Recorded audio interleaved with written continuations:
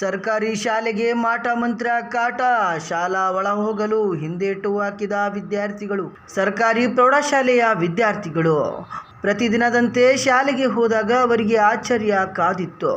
ಶಾಲೆಯ ಶಿಕ್ಷಕರು ಹಾಗೂ ಸಿಬ್ಬಂದಿಗಳ ಕೋಣೆ, ಕಾರ್ಯಾಲಯದ ಕೋಣೆ ಸೇರಿದಂತೆ ಬಾಗಿಲು ಹತ್ತಿರ ಕೆಲ ದುಷ್ಕರ್ಮಿಗಳು ಮಾಟ ಮಂತ್ರ ಮಾಡಿಸಿದ ತೆಂಗಿನಕಾಯಿ ಹಾಗೂ ನಿಂಬೆಹಣ್ಣುಗಳಿಗೆ ಕುಂಕುಮ ಹಾಕಿ ಬಾಗಿಲು ಹಾಗೂ ಬೀಗಕ್ಕೆ ಪೂಜೆ ಮಾಡಿರುವ ಭಯಾನಕ ದೃಶ್ಯವನ್ನ ಕಂಡು ವಿದ್ಯಾರ್ಥಿಗಳು ಹೆದರಿದರು.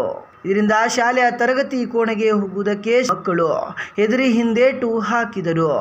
ನಂತರ ಪೊಲೀಸರಿಗೆ ಮಾಹಿತಿ ನೀಡಿ ಘಟನೆ ಕುರಿತು ಮಾಹಿತಿಯನ್ನ ಹಂಚಿಕೊಂಡಿದ್ದಾರೆ. ಸ್ಥಳಕ್ಕೆ ಪೊಲೀಸ್ ಸಿಬ್ಬಂದಿ ಮಕ್ಕಳಿಗೆ ಧೈರ್ಯ ತುಂಬಿ ಇವೆಲ್ಲವೂ ಮೂಢನಂಬಿಕೆ, ಮಂತ್ರ ಮಾಡಿದ ತೆಂಗಿನಕಾಯಿ ಹಾಗೂ ನಿಂಬೆಹಣ್ಣಿನಿಂದ ಯಾವುದೇ ತೊಂದರೆ ಆಗುವುದಿಲ್ಲ ಎಂದು ಮಕ್ಕಳಿಗೆ ಮತ್ತು ಶಾಲೆಯ ಶಿಕ್ಷಕರಿಗೆ ತಿಳಿ ಹೇಳಿ ಅವುಗಳನ್ನು ತೆರವುಗೊಳಿಸಿ ಸ್ವಚ್ಛ ಮಾಡಿದ ನಂತರ ವಿದ್ಯಾರ್ಥಿಗಳು ಯಾವುದೇ ಭಯ ಪಡದೆ ಶಾಲೆಯ ಒಳ ಹೋದರು.